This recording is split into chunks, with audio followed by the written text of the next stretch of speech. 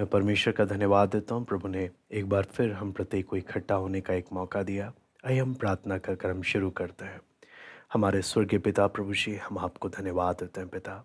आपके चरणों में आने के लिए आपने एक सौभाग्य दिया प्रभु जी। आपके वचन को जब हम सीखने के लिए जा रहे हैं प्रभु, नम्रता के साथ आपके चरणों में आते हैं। समझने के लिए आप सहायता करें, अपने वचनों को आप हमें खोल कर दें प्रभु। हमारे मनों को भी आप खोलें पिता। आपकी उपस्थिति, आपकी अगुवाई हम चाहते हैं। है कि सब बात में पिता आपकी अगुवाई हम चाहते हैं। सारा आदर महिमा केवल हम आपको देते हैं। प्रार्थना प्रभु यीशु मसीह के नाम से हम मांगते हैं, आमीन। बीते समय से हम लोग एक एक साइंस और बाइबल के इस सीरीज़ में हमने काफ़ी कुछ कुछ बातों को हम देखते हुए आए कि जब हम परमेश्वर के वचन को हम पढ़ते हैं, कितनी बातें, ये परमेश्वर की पुस्तक होने के कारण एक कोई साधारण किताब नहीं है, कोई सामान्य मनुष्य की लिखी किताब नहीं है। हमें इसको जब हम अध्ययन करते हैं तो हमें जो बातें सामने आती हैं, जो विज्ञान के खोजने से पहले ही परमेश्वर का वचन उन सब के बारे में बताता है। यही प्रमाणित करता है कि मनुष्य की लिखी किताब नहीं है, बल्कि उससे कई गुना ज़्यादा ये परमेश्वर की प्रेरणा से लिखा हुआ परमेश्वर का वचन है। इसलिए आज भी हम परमेश्वर के वचन में हम एस्ट्रोनॉमी के कुछ तथ्यों को हम लोग देखेंगे। हर हर फील्ड के हम कुछ कुछ बातों को देखते हुए आ रहे हैं। अगर परमेश्वर मौका दे, हम एक एक को डिटेल में भी सीख सकते हैं, लेकिन इस समय में हम लोग एस्ट्रोनॉमी के भी कुछ बातों को हम परमेश्वर के वचन में देख सकते हैं।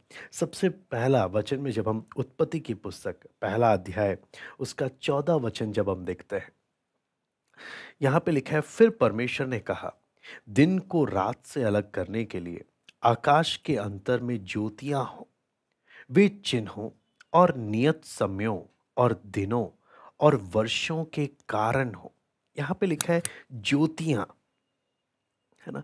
परमेश्वर ने ज्योतियां बनाई, और ज्योतियों के लिए, ज्योतियां किस लिए बनाए? चिन्हों, नियत समयों, दिनों और वर्षों के बारे में, है ना। आप यहाँ पर जब आप ध्यान से देखेंगे तो एस्ट्रोनॉमी में हमें समझ में आता है कि जब पृथ्वी सूरज का एक चक्कर लगाता है पूरा, तब जाकर एक साल होता है ना। ऐसे ही पृथ्वी जब अपने उसमें घूमता है, रिवॉल्व करता है, तो उसके अपने रोटेशन में हम देखते हैं कि महीने बदलते हैं, मौसम बदलते हैं, है ना। दिन और रात हम देखते हैं, सूरज का रोशनी जब पृथ्वी पर पड़ रहा है, 24 घंटे जो हो रहे हैं, दिन और रात कैसे हो रहे हैं।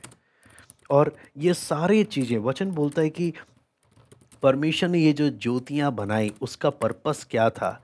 चिन्हों, नियत समयों, दिनों और वर्षों के। आपको मालूम है, जब विज्ञान विकसित हुआ, तब जाकर लोगों को इसके बारे में समझ में आया कैलेंडर होता है, और कैसे हम दिनों को, महीनों को और क्या बोलते हैं, वर्षों को हम अलग-अलग कर सकते हैं। ये सारे कैलेंडर कब बन रहे हैं? ये सब विज्ञान ने जब इसके बारे में जानकारियाँ एकत्रित करी, तब जाकर वो ये सब कर रहे हैं। लेकिन वो वचन में जब हम पढ़ते हैं, तो सवाल आता है ना, कि मूसा लगभग 3500 साल पहले इसके बारे में उसने कैसे लिखा?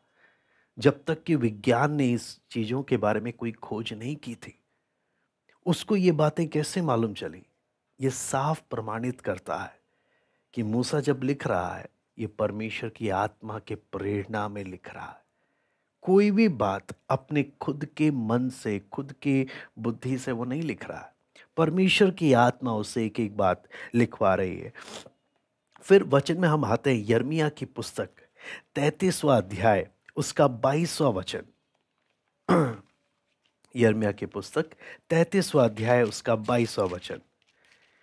यहाँ पे लिखा है, जैसे आकाश की सेना की गिनती और समुद्र की बालू के किनकों का परिमाण नहीं हो सकता, उसी प्रकार मैं अपने दास दाऊद के वंश और अपने सेवक लेवियों को बढ़ाकर अनगिनत कर दूंगा। यहाँ पे लिखा है, जैसा आकाश की सेना की गिनती। यहाँ जो आकाश की सेना की गिनती है, अंग्रेजी में हम जब देखते हैं, the host of haven cannot be numbered, यहाँ पे तारों की बात हो रही है। तो यहाँ पे लिखा है तारों को गिन नहीं सकते, है ना, उसको गिन नहीं सकते, इतना इतने अधिक तारे हैं। लेकिन आपको मालूम है उस समय तक विज्ञान की तरक्की ना होने के कारण लोग अपनी इन आंखों से सिर्फ 1100 तारे ही देख पाते थे। और उस समय उसके बाद समय जैसे विकसित होता गया, विज्ञान विकसित होता गया, लोग एक एक वैज्ञानिक दावा करते थे नहीं 1000 तारे हैं आसमान में, कोई बोलता था नहीं 1100 हैं। लेकिन उस समय परमेश्वर का वचन बोलता था आसमान में जो तारे हैं ये अनगिनत हैं। आपको मालूम है अगर आप टेलीस्कोप से भी देखेंगे तो भी आपको ज्यादा कुछ नहीं मालूम चलता। तारों के बारे में जब आप बहुत ध्यान से जब आप इसकी स्टडी करते हैं, इसको एक क्लोज एग्जामिनेशन इसकी करते हैं, तब आपको मालूम चलता है तारे भी सारे एक जैसे नहीं है। और ये बात परमेश्वर ने टेलीस्कोप के आविष्कार से पहले ही, अगर आप देखें पहला कुरिन्थियों 15वां अध्याय उसका 41वां वचन में हम पढ़ सकते हैं। पहला कुरिन्थियों 15 अध्याय उसका 41वां वचन।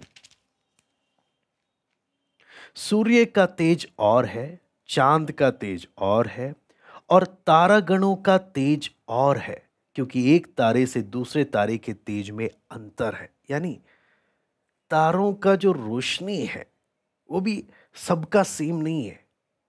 ये आप ऐसे देखेंगे तो आपको नहीं पता चलेगा, अगर आप दूरबीन लगाकर भी टेलीस्कोप से भी देखेंगे तो भी आपको इतना खास पता नहीं चलेगा।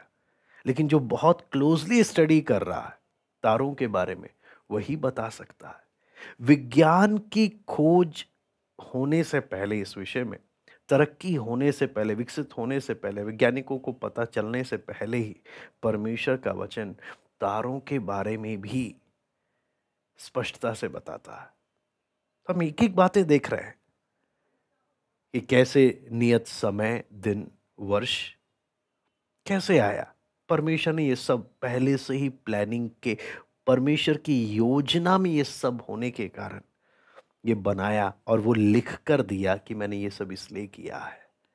क्यों?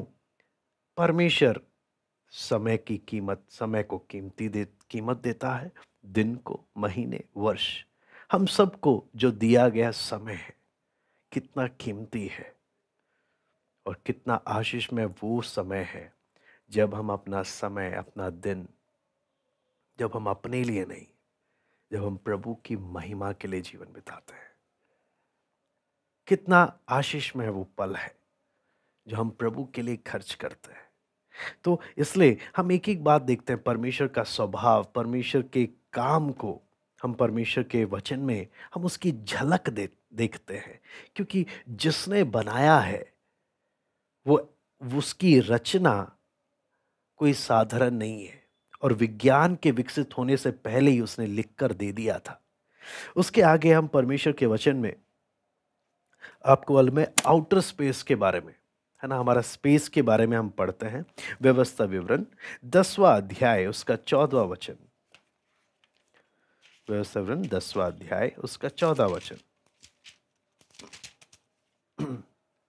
सुन, स्वर्ग और सबसे ऊंचा स्वर्ग भी और पृथ्वी और उसमें जो कुछ है वह सब तेरे परमेश्वर यहोवा ही का है। स्वर्ग और सबसे ऊंचा स्वर्ग भी, है ना। यहाँ पे अगर आप इसको और भी वचन, इससे संबंधित कई वचन हैं जहां पर आपको ये देखने को मिलता है कि ये जो यूनिवर्स है, ये जो ब्रह्मांड है, ये जो आकाश मंडल है, वो कोई छोटा सा नहीं है। आज विज्ञान के विकसित होने के बाद, क्योंकि यहां पे आप देखना स्वर्ग, सबसे ऊंचा स्वर्ग, है ना। वचन में हम पढ़ते हैं, वचन में जब हम पढ़ते हैं 3 प्रकार के स्वर्गों की बात होती है मुख्य रूप से, कि बादलों का स्वर्ग, तारागण का स्वर्ग और सबसे ऊंचा स्वर्ग जहां पे परमेश्वर विराजमान है। और अगर हम इसको जब हम साइंस में देखते हैं तो साइंस क्या हमें बताता है कि स्पेस है, गैलेक्सीज हैं, और क्या बोलते हैं क्लस्टर्स ऑफ गैलेक्सीज हैं और सुपर क्लस्टर्स हैं। यानी इतना वैस्ट यूनिवर्स है, इतना बड़ा है कि आप सोच नहीं सकते। लेकिन ये वचन पहले ही उसके बारे में बोलता है। यानी आप बेशक आप सोच कर देखिए, उस समय लोग पृथ्वी में रहने वाले, है ना? उनके दिमाग में कैसे उनको ये बात समझ में आया कि नहीं, ये जो बादल के ऊपर भी स्पेस है, उससे ऊपर भी और भी चीजें हैं। कौन बता सकता है? जब विज्ञान का आता पता ही नहीं है उस समय में। केवल वही जो ऊपर है, वही इन बातों को खोल सकता है। तो इससे हमें कई बातें, परमेश्वर की अद्भुत बातें हमें सीखने और समझने को मिलता है। इसलिए आपको मालूम है, परमेश्वर जितना एक व्यक्ति पढ़ाई लिखाई करता है, सीखता है, वो परमेश्वर के कामों को, परमेश्वर की सृष्टि को ही समझकर हैरान रह जाता है। जितना पढ़ाई लिखाई कर रहा है, वो परमेश्वर की और सृष्टि को देखता है, समझता है, जानता है और हैरान रह जाता है कि हे परमेश्वर, तेरी बुद्धि अगम्य है, तू कितना महान है। केवल कौन जो सचमुच परमेश्वर के काम को देख रहा है, लेकिन जो सच्चाई को अधर्म से दबाने का प्रयास करते हैं, वो सृष्टि को देख कर भी परमेश्वर को नहीं पहचान पाते। इसलिए वचन उनको क्या बोलता है? मूर्ख ने अपने मन में कहा, कोई परमेश्वर है नहीं। आगे जब हम देखते हैं संस के सर्किट के बारे में, है ना, भजन संहिता में 19वां अध्याय उसका 6वां वचन मैं पढ़ना चाहूंगा। भजन संहिता 19वां अध्याय उसका 6वां वचन, सूरज के विषय में भजन का लेखक क्या बोलता है? वह आकाश के एक सिरे से निकलता है और वह उसके दूसरे सिरे तक चक्कर मारता है और उसकी गर्मी सबको पहुंचती है। यहां पर किसके बारे में लिखा है? सूरज के बारे में। आपको मालूम है, जब परमेश्वर के इस वचन को जब लिखा गया, उसके बाद कई लोग इस वचन को लेकर हंसी उड़ाते थे कि क्या सूरज भी चक्कर काटता है? माना कि पृथ्वी चक्कर काटते, क्या सूरज भी रोटेट करता है? सूरज भी क्या घूमता है? क्योंकि हर कोई ये सोचता है सूरज एक जगह फिक्स है, बस पृथ्वी चक्कर लगा रही है, बाकी ग्रह चक्कर लगा रहे हैं, सूरज कहीं नहीं जा रहा। लेकिन बाद में जाकर विज्ञान को मालूम चला, वैज्ञानिकों को मालूम चला कि नहीं, सूरज भी अपने ऑर्बिट में, अपने सर्किट में क्या करता है? घूमता है। और उसका जो स्पीड है 600,000 माइल्स पर आवर है। वो उस स्पीड से वो घूम रहा है स्पेस में। और यहाँ पर है इसका अपना सर्किट है, और वो भी इतना बड़ा है कि उसको अपना एक ऑर्बिट पूरा करने के लिए 200 मिलियन ईयर्स लग जाते हैं। इतना टाइम लगता है, लेकिन ये भी करता है। ये कब मालूम चला? जब शुरू में जब इसको लोगों ने पढ़ा तो लोग बोले ये तो झूठ है, ये हो ही नहीं सकता। लेकिन विज्ञान के तरक्की करने पर लोगों को बाद में मालूम चला, नहीं, ये भी सच है।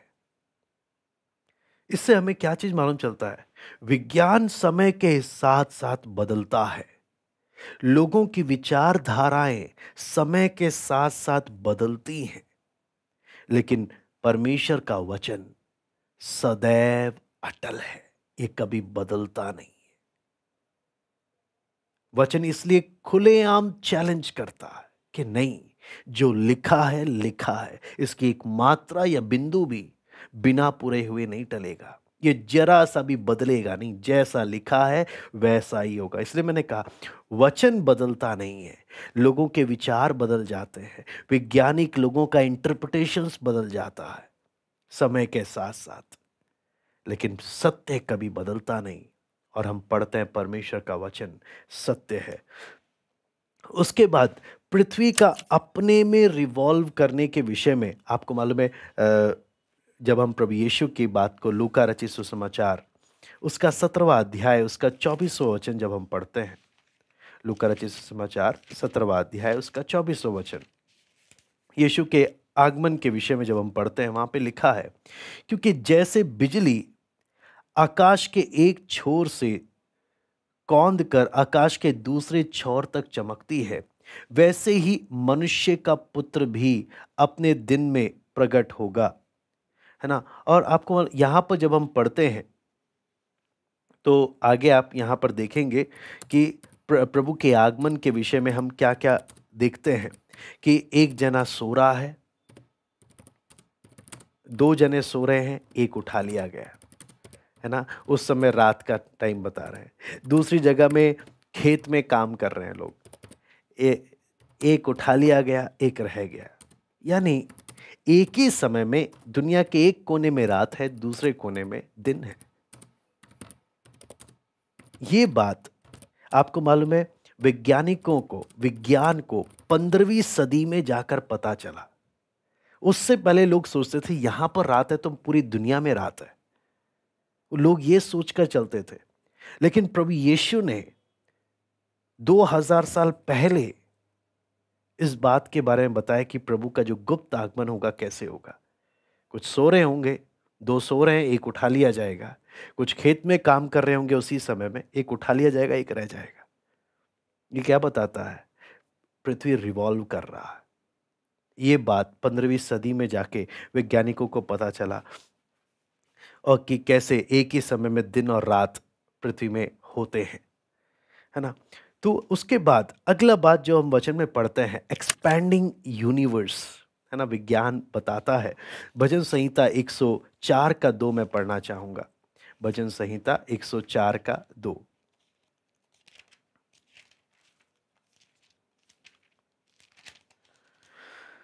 जो उजियाले को चादर के समान ओढ़े रहता है और आकाश को तंबू के समान ताने रहता है।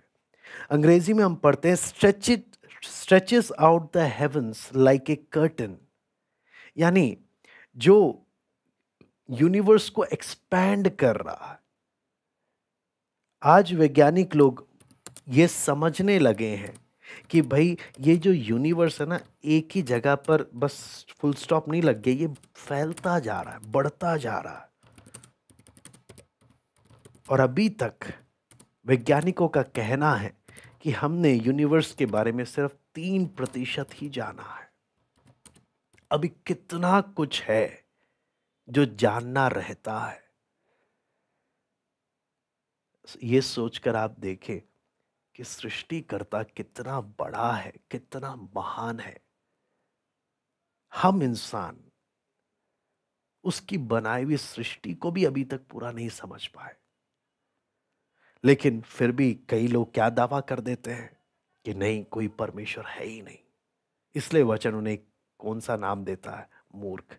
लेकिन जो परमेश्वर को समझने लगता है, वो परमेश्वर के हर एक काम को देखकर परमेश्वर को धन्यवाद देता है और परमेश्वर की बुद्धि को सराहता है ना? इसलिए एस्ट्रोनॉमर्स और एस्ट्रोनॉमी का फील्ड परमेश्वर के वचन को क्या करते हैं?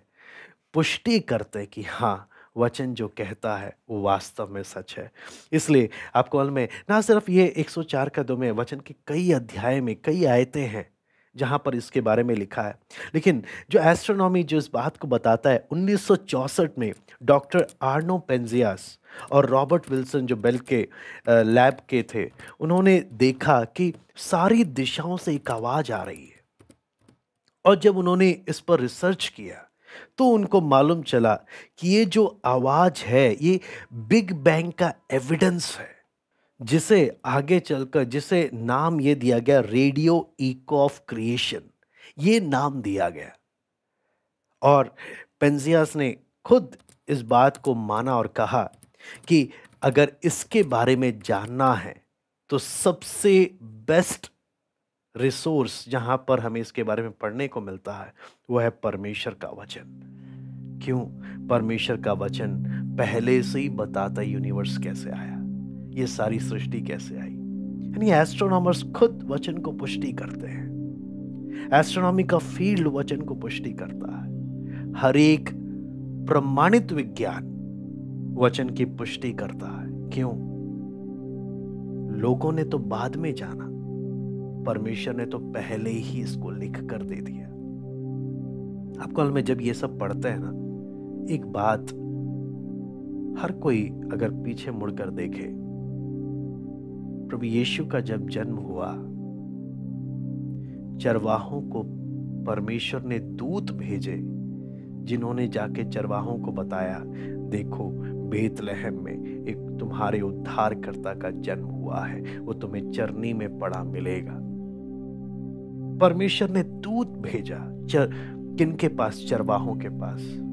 आपको मालूम है, ज्योतिषी भी इसी राजाओं के राजा को ढूंढ रहे हैं, लेकिन उनके पास स्वर्गदूत नहीं आया। उनको तारों का रास्ता दिया गया। वो ढूंढते ढूंढते उस तक पहुंचने के लिए 2 साल लग गए। मालूम है, जब हम, आप और मैं, जब परमेश्वर के वचन को जब देखते हैं, परमेश्वर ने अपना पूरा खजाना, हम जो शायद दुनिया की नजर में मूर्ख हैं, परमेश्वर बोलता है, परमेश्वर ने मूर्खों को सारी बात पहले ही दे दी।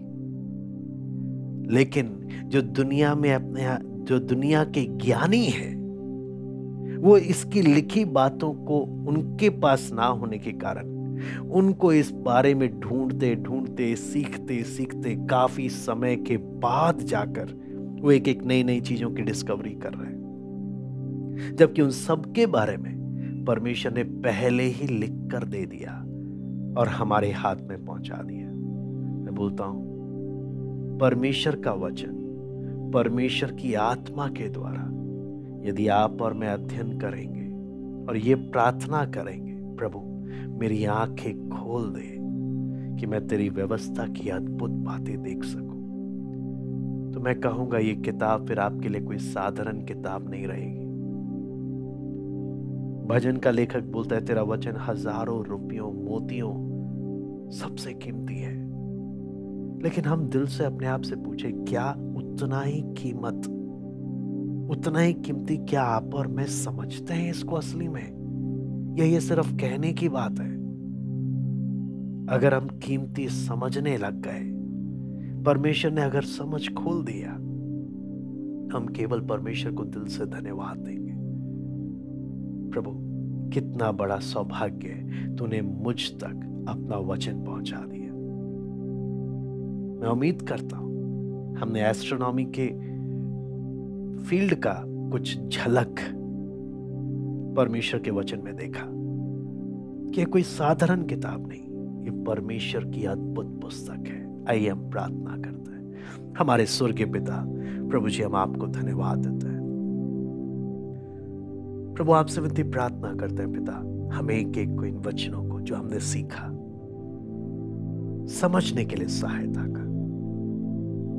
ये कितना ही बड़ा सौभाग्य प्रभु, आपने हम नलायकों को अपना ये अद्भुत किताब हम तक पहुंचाया।